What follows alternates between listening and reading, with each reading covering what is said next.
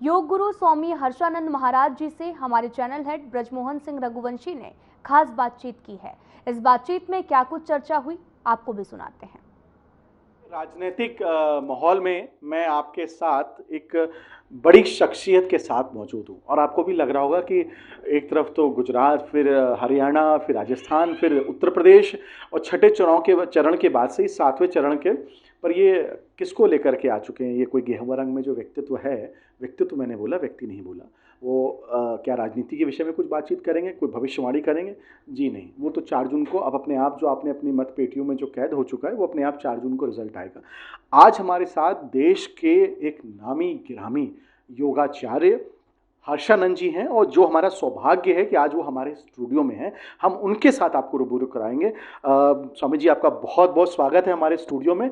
और हम सबसे पहले तो आपका बहुत धन्यवाद देते हैं कि आप हमारे स्टूडियो में आए और आपके जो चरण हैं वो हमारे स्टूडियो में पड़े और आज आपके माध्यम से करोड़ों दर्शक जो हमारे 5 चैनल्स, साधना धार्मिक, ईश्वर टीवी, हर खबर, साधना प्लस न्यूज़ और आर्यन टीवी के दर्शकों को आज आपकी वाणी के माध्यम से उनको तमाम जानकारियां मिलेंगी। उसके लिए पुनः आपका धन्यवाद और आप अपनी बात रखें कृपा। हर्ष और आनंद की वाटिका में आप सभी का स्वागत है। हमारा सपना है भारत की धरती पे एक पूर्ण मानव को आकार देना, जो शारीरिक रूप से, मानसिक रूप से, आध्यात्मिक रूप से पूरी तरह से स्वस्थ हो। और ये कोई कठिन काम नहीं है। प्रकृति ने मानव शरीर को सजाने में अलौकिक सौंदर्य बोध का परिचय दिया। शरीर, प्राण और विचार, ये जो शरीर है ये स्त्री पुरुष की वासना से प्रकट हुआ। विचार हमें समाज ने दिए, प्राण तो हमें प्रकृति दे रही है। तो प्रकृति से तादात्म्य स्थापित करके हम पूर्ण मानव को इस धरती पे ला सकते हैं। इसी मिशन को लेकर के हम कई दशकों से बच्चों में, बंदियों में काम कर रहे हैं। बच्चों के लिए हमने उम्र के हिसाब से मॉड्यूल्स बनाए, उनकी नैसर्गिक क्षमता को उभारने के लिए। योग विथ मोटिवेशन, फिटनेस थ्रू योग, स्ट्रेस मैनेजमेंट थ्रू योग, आनंद योग। और बंदी भाइयों के लिए हमारा स्पेशल प्रोग्राम है अपराध से अध्यात्म की ओर, जो वाल्मीकि महाराज और गौतम बुद्ध से प्रेरित होकर के ये मिशन चलाया। नीदरलैंड में जेलें ख़त्म हो चुकी है। हम भी भारत में 1382 जेलों में, जिसमें लगभग 3,80,000 लोग मौजूद हैं, उनके जीवन को रिफॉर्म करने के लिए, बदलने के लिए निरंतर प्रयासरत हैं। और बच्चे के भीतर जो ऊर्जा है, जो उस बीज में पेड़ छुपा हुआ है, उसको प्रकट करने के लिए हम इस मिशन को लेके चले हुए हैं। और आज आप साधना चैनल के दर्शक भाई बहनों से मैं कहना चाहता हूँ कि संसार में सारी बीमारियाँ 3 कारणों से है। दांत का काम आंत को देने से वात रोग होता है, दोनों समय पेट साफ न रखने से पित्त रोग होता है, और नेगेटिव थॉट रखने से कफ रोग होता है। वात, पित्त और कफ का संतुलन ही पूर्ण स्वास्थ्य का परिचायक है। आप भोजन करते समय मोबाइल, टीवी, बातचीत, अखबार को हटा दीजिए। हर बाइट को 32 बार चबाइए, वात रोग नहीं होगा। अपने शरीर के कुल वजन का 5% पानी, यानी 1% सुबह, 4% दिन भर में, पित्त रोग नहीं होगा। और अच्छा सोचना, मैं स्वस्थ हूँ, मैं मस्त हूँ, मैं आनंदचित हूँ, कफ रोग नहीं होगा। तो एक पूरा मानव आएगा जो अपनी ऊर्जा शक्ति को बहुत ऊर्जा के साथ लेके चलेगा और सारी दुनिया को खुशहाल बनाएगा। अब देखिए कि जब मैं आपको राजनीतिक जो महानुभाव हैं उनसे जब परिचय कराता हूँ तो हमें देश के भविष्य के विषय में बहुत सारी जानकारियाँ मिलती हैं, देश के विकास के बारे में बहुत सारी जानकारियाँ मिलती हैं। लेकिन इस देश में हम रहते हैं, यानी हमारा शरीर रहता है। शरीर अपने आप में एक बहुत महत्वपूर्ण, जिसको ईश्वर ने हमें दिया है, वो बहुत वैज्ञानिक रूप से उसको बनाया गया है। तो गुरुजी, खास तौर से मैं ये आपसे पूछना चाहता हूँ क्योंकि अक्सर लोग को योग के बारे में लोग बड़े जागरूक रहते हैं। अभी जून में आपका योग दिवस मनाया जाएगा तो हर कोई व्यक्ति सुबह 5 बजे उठ करके योग करने लगता है।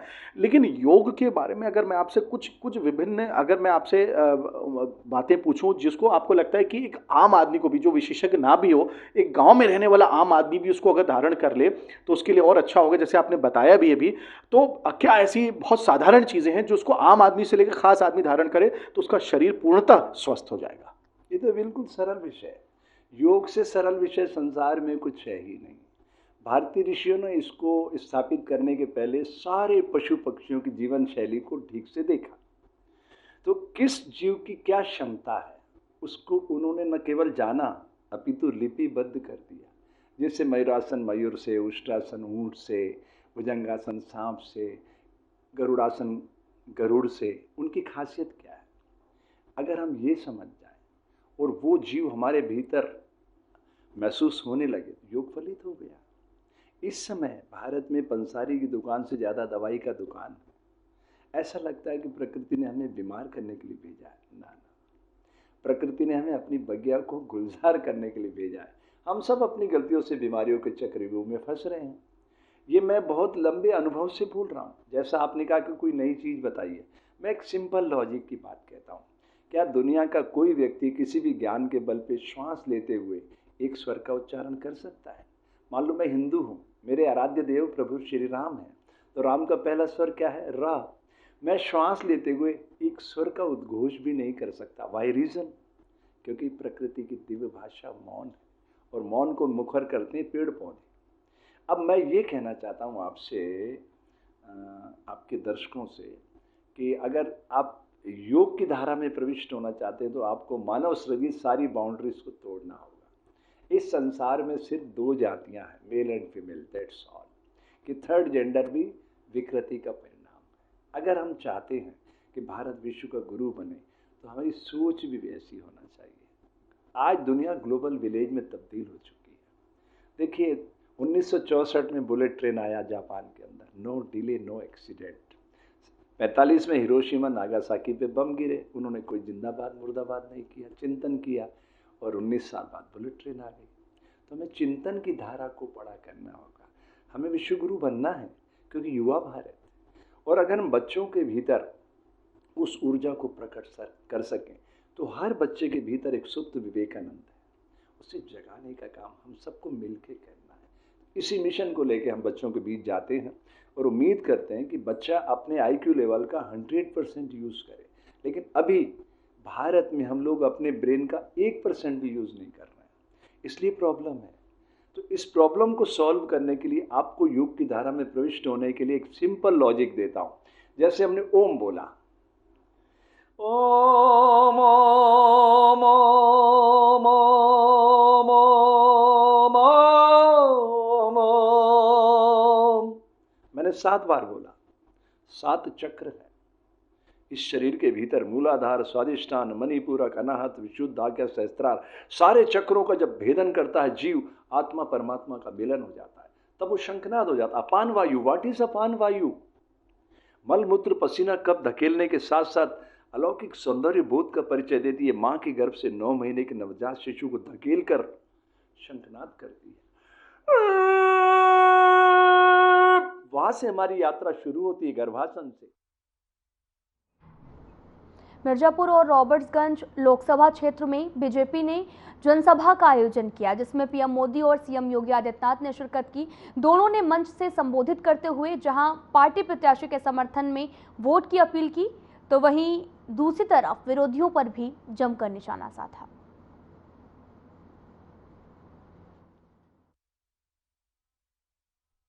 तो 400 पार के इस अभियान में मिर्जापुर और रावर्ट्सगंज में भी एनडीए के प्रत्याशी विजयी होने चाहिए। इस बात का आश्वासन मोदी जी को आज यहां की जनता जनार्दन की ओर से चाहिए। और बहनों और भाइयों, मैं तो आपसे यही कहने के लिए आया हूं, ये कांग्रेस और समाजवादी पार्टी के लोगों ने आजादी के बाद सर्वाधिक समय तक देश में भी और प्रदेश में शासन किया। जिन लोगों ने आपको एक एक बूंद पानी के लिए तरसाया था, जिन लोगों की नीतियों के कारण यह क्षेत्र नक्सलवाद की चपेट में आया था, जिन लोगों ने आपको विकास से वंचित किया था, जिन लोगों ने यहाँ के संसाधनों पर माइनिंग माफिया को यहां पर कब्जा करने की खुली छूट दी थी, जिन लोगों ने मेडिकल कॉलेज के लिए मिर्जापुर को और सोनभद्र को तरसाया था, जिन लोगों ने आपको विश्वविद्यालय के लिए तरसाया था, यह सही समय है।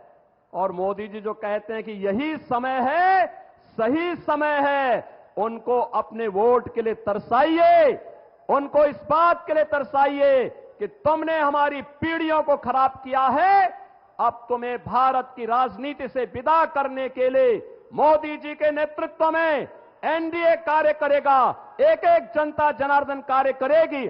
और इसी विश्वास के साथ हम आए हैं कि मिर्जापुर लोकसभा सीट पर केंद्रीय मंत्री श्रीमती अनुप्रिया पटेल जी को अपना दल इसने प्रत्याशी बनाया है और मोदी जी अपना आशीर्वाद और समर्थन के साथ ही आप सबसे आह्वान करने के लिए आए हैं कि आपका आशीर्वाद तीसरी बार अनुप्रिया जी को प्राप्त हो।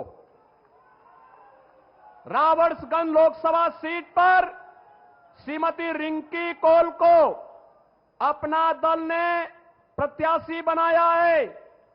प्रधानमंत्री जी अपना आशीर्वाद देने और आपसे प्रत्याशी के लिए आशीर्वाद मांगने के लिए आज यहां पर आए हैं और आप सबसे हमारी अपील है कि यहां का जो चुनाव चिन्ह है कप प्लेट है, कप प्लेट पर जो भी वोट इन दोनों सीट पर मिर्जापुर और राबर्ट्सगंज पर पड़ेगा, यह सीधे मोदी जी के पास जाएगा, मोदी जी की ताकत को दिल्ली में बढ़ाएगा। और दुगदी उपचुनाव में भारतीय जनता पार्टी ने श्री श्रवण कुमार गौड़ को कमल चुनाव चिन्ह के साथ अपना प्रत्याशी बना करके उतारा है। मेरी आप सबसे अपील है, दुगदी उपचुनाव में श्रवण कुमार गौड़ को भी भारी बहुमत से विजयी बना करके विकास के साथ विरासत के इस अभियान को आगे बढ़ाने के क्रम में आप फिर एक बार 400 पार के इस लक्ष्य के साथ आगे बढ़ेंगे। मैं एक बार आप सभी मिर्जापुर और सोनभद्र वासियों की ओर से आदरणीय प्रधानमंत्री जी का यहां पर मां विंध्यवासिनी की इस पावन धरा पर हृदय से स्वागत करता हूं, अभिनंदन करता हूं। धन्यवाद। जय हिंद, जय श्री राम।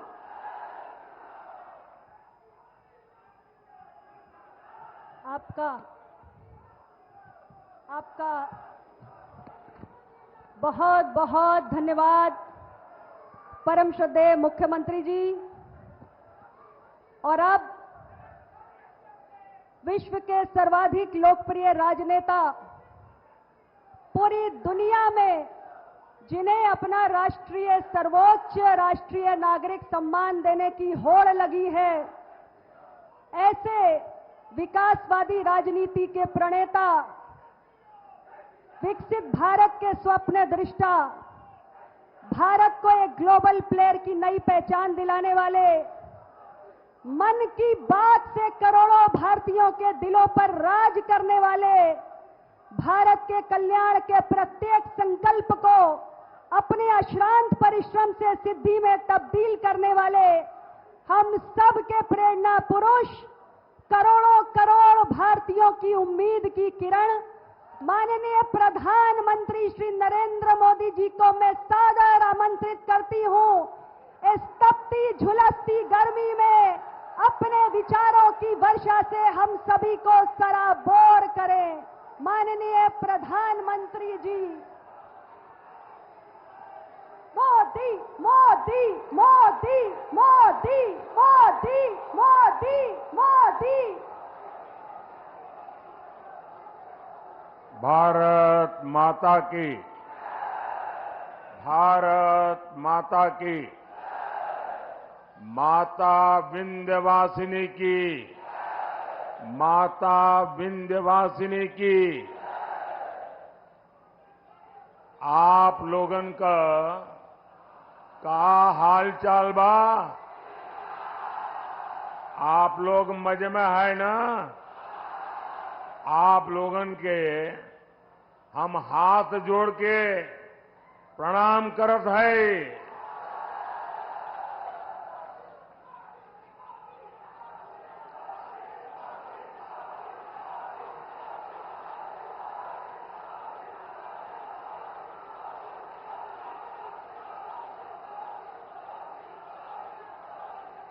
जय श्री राम।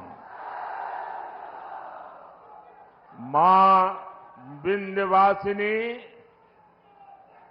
माता बड़ी शीतला, मां अष्टभुजा और काली खो माता की पुण्य भूमि को मेरा शत शत प्रणाम।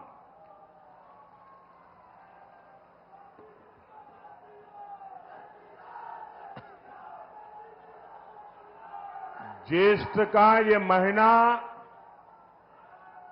हमारी परंपरा में विशेष होता है और इसका हर मंगलवार बहुत खास होता है।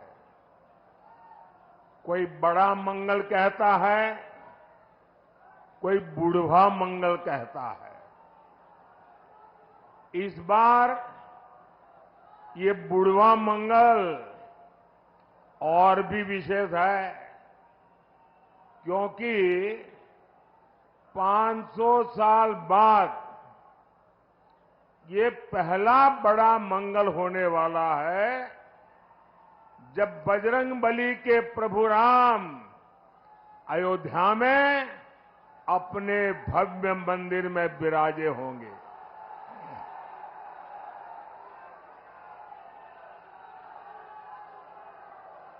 और ये इतनी बड़ी खुशी है, इतनी बड़ी खुशी है कि शायद हम सबसे ज्यादा बजरंगबली खुश होते होंगे।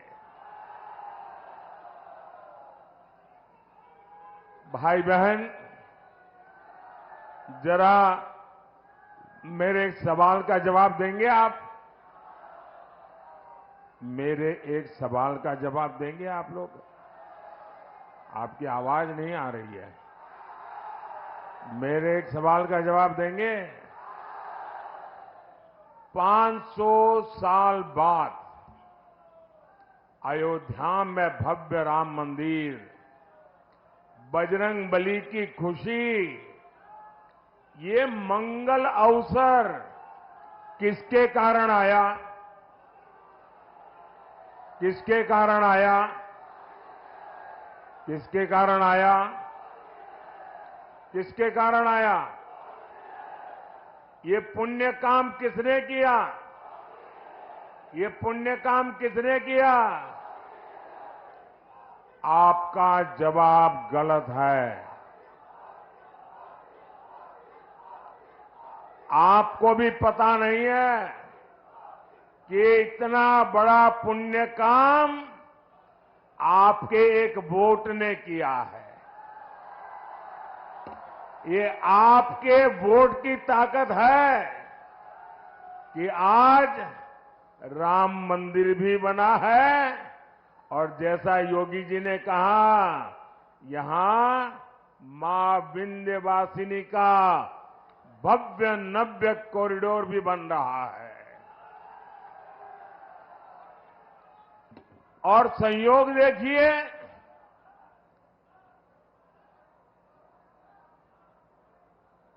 चार जून को भी बड़ा मंगल है।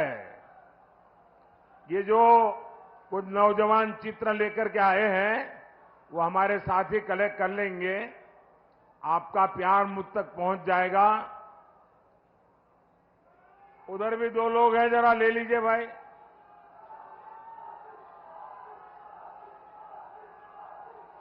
आप सबको संतोष हो गया? धन्यवाद जी। साथियों, 4 जून को बड़ा मंगल के दिन फिर एक बार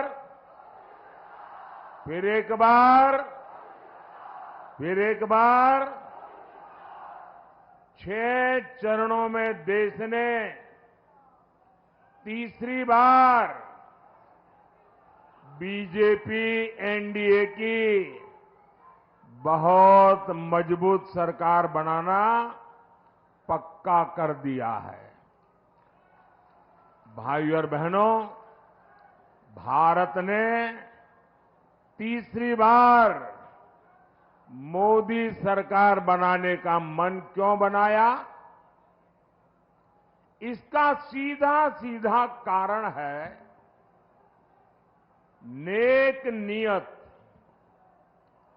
नेक नीतियां और नेशन फर्स्ट, मेरा देश सबसे ऊपर, राष्ट्र निष्ठा।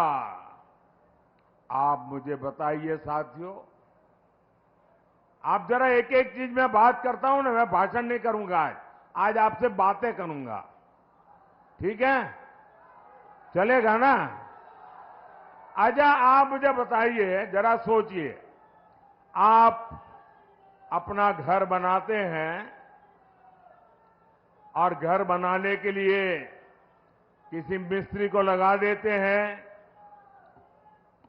ये नारे वगैरह बताइए, लेकिन बीच में जब जगह हो ना तब बुलाइए, ठीक है?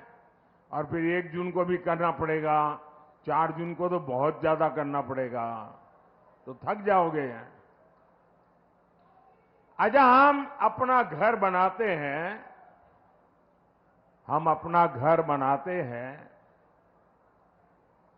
और एक मिस्त्री या किसी काम करने वालों को तय करते हैं।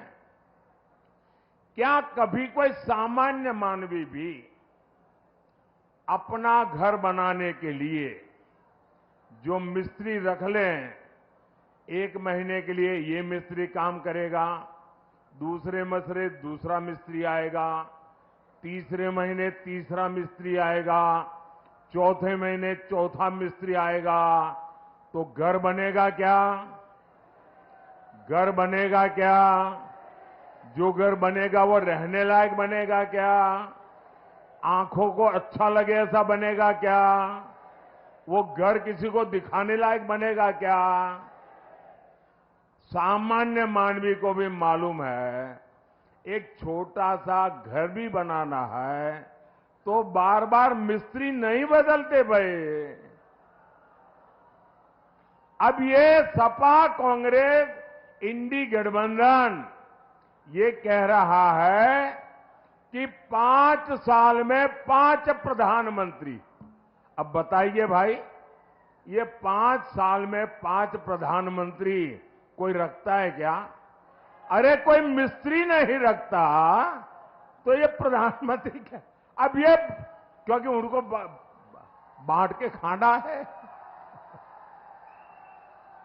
वो कहते हैं 5 साल में 5 प्रधानमंत्री।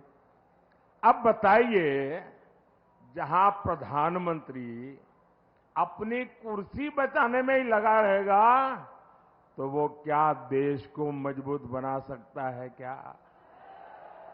इसलिए देश ने तय किया कि मजबूत देश के लिए प्रधानमंत्री भी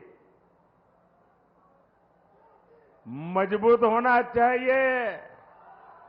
होना चाहिए कि नहीं होना चाहिए? तभी एनडीए को इतना भारी जनादेश मिल रहा है। समाजवादी पार्टी पर अपना वोट कोई बर्बाद नहीं करना चाहता। मुझे बताइए भैया, हम लोग, हमारे उत्तर प्रदेश के लोग राजनीति को समझने में बड़े माहिर हैं। यहां तो गांव। फ्लैश में इतना ही। नमस्कार।